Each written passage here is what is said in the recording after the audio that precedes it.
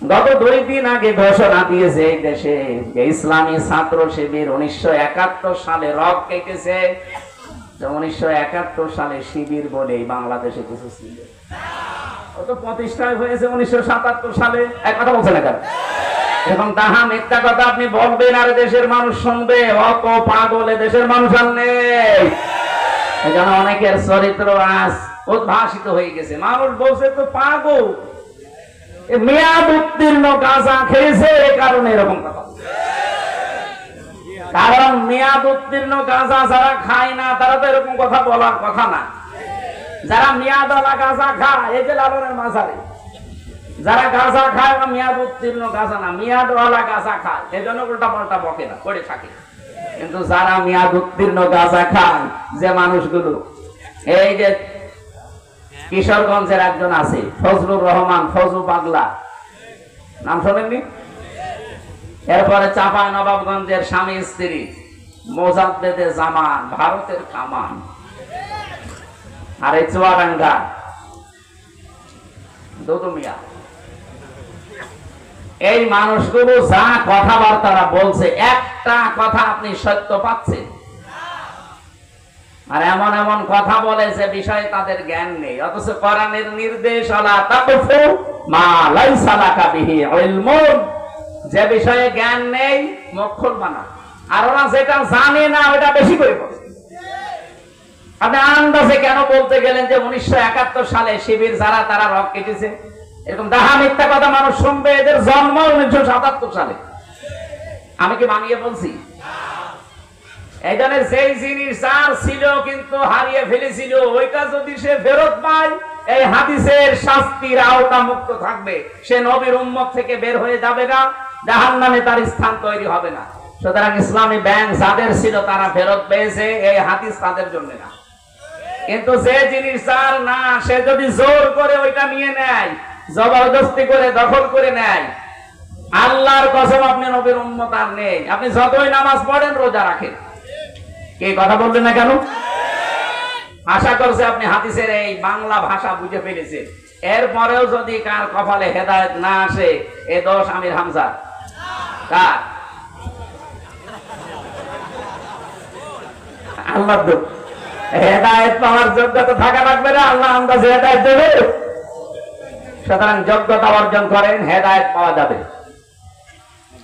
আমরা কিতাবের ভেতরে আমাকে যে রিমান্ডে এই প্রশ্নটা করার পরে যেই বলেছি ইব্রাহিম নবী আমাদের জাতির পিতা, উনি বলছে না, হিন্দু মানুষ বলতেই পারে। কিন্তু পাশাপাশি দেখলাম একজন এসপি, ওই লোকটার নাম শেখ ইমরান হোসেন। নাম কেমন সুন্দর দেখেছে? নামের আগে আবার কি? এটা আসল নয়, ডুপ্লিকেট, চাকরি নেওয়ার জন্য লাগিয়েছে। এই শেখ সাহেব এসে বলছে, হ্যাঁ জাতির পিতা আপনি বঙ্গবন্ধুকে মানেন না, আপনি কোন দেশের মানুষ? কেন বাংলাদেশের? না, এই দেশে বাস করতে হলে জাতির পিতা বঙ্গবন্ধুকে মানা লাগবে। আমি কোরআনের বাইরে চলে যাচ্ছে, বলছে যা। এই ছিল দেশের অবস্থা। অথচ জাতির পিতা ইব্রাহিম ঘোষণা হামজা দিয়েছে কে? বলেন বলেন। আল্লাহ বলেন হুয়া সাম্মাকুমুল মুসলিমিন, তিনি তোমাদের নাম মুসলমান রেখেছেন। এই হুয়ার ফাইল হয় আল্লাহ তাআলা নিজে অথবা ইব্রাহিম নবী, যেহেতু তিনি আমাদের পিতা। এ জাতি হিসাবে আমাদের নাম, আমরা শুধু বাঙালি না, আমরা জাতি হিসাবে কি? মুসলিম। জোরে বলেন কি? আর দেশি হিসাবে আমরা বাংলাদেশি। আমার নাম এমনিতেই একজন হলে হামজা, কিন্তু জাতি হিসাবে দাবি করলে আমি বাঙালি না, শুধু আমি কি? আমি মুসলিম জাতি হিসাবে। আর দেশ হিসাবে বসবাস করি বাংলাদেশে, এই জন্য আমি বাংলাদেশি।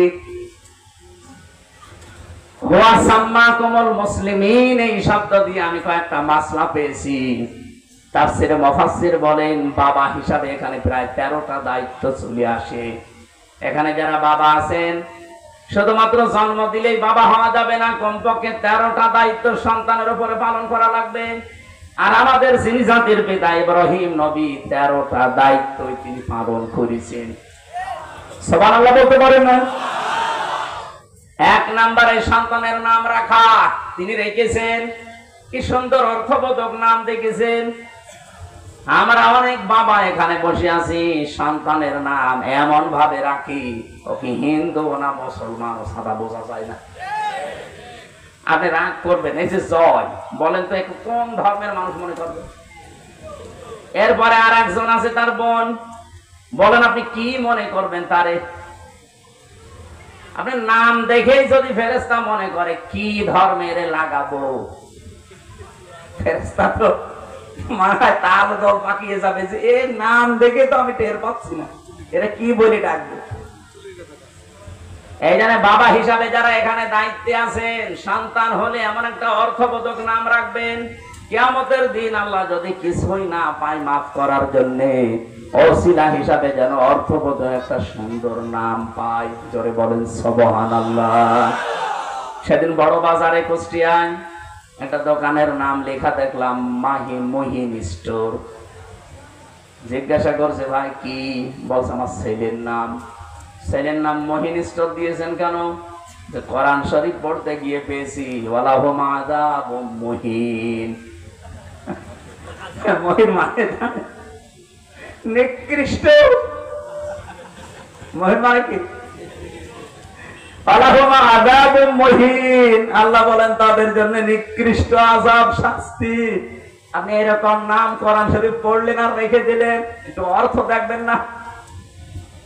এখানে যারা এসেছেন বাবা হিসাবে, আমাদের জাতির বাবা যিনি দায়িত্ব পালন করে গেছেন, আমাদেরও উচিত ওইভাবে দায়িত্ব পালন করা। রব্বুল আলামিন বলেন, তার আলোচনাটা আমি কোরআনে করলাম কেন? একদিকে তিনি ছিলেন সিদ্দিক, 2 নম্বরে তিনি ছিলেন নবী। সিদ্দিক কি? এই বাংলাদেশ, ভারত আর পাকিস্তান এই শব্দটা নিয়ে সমস্যা, ভালো করে শোনেন, ওয়াজ আর লাগবে না, এটাই যথেষ্ট। সিদ্দিক মানে শুধু সত্য কথা বললেই মানুষ সিদ্দিক হয় না। সিদ্দিক হওয়ার জন্য সত্যকে সত্য জানার পরে যারা পেছনের দিকে না তাকিয়ে অকণ্ঠ চিত্রে দ্বিধাহীন চিত্তে কোন প্রশ্ন ছাড়া মেনে নিতে পারে, এরা হচ্ছে সিদ্দিক। কিয়ামতের দিন যে আল্লাহ 4টা কাতার করবেন, প্রথমে 1 নম্বরে মিনান নাবিয়্যিনা ওয়াস-সিদ্দিকিনা ওয়াশ-শুহাদা ওয়াস-সালিহিন। প্রথমে নবীদের কাতার থাকবে, ওখানে অন্য কেউ থাকবে না, শুধু নবী। 2 নম্বরে সিদ্দিক। এই সিদ্দিকদের কাতারে প্রথম দাঁড়াবে হযরতে আবু বকর সিদ্দিক।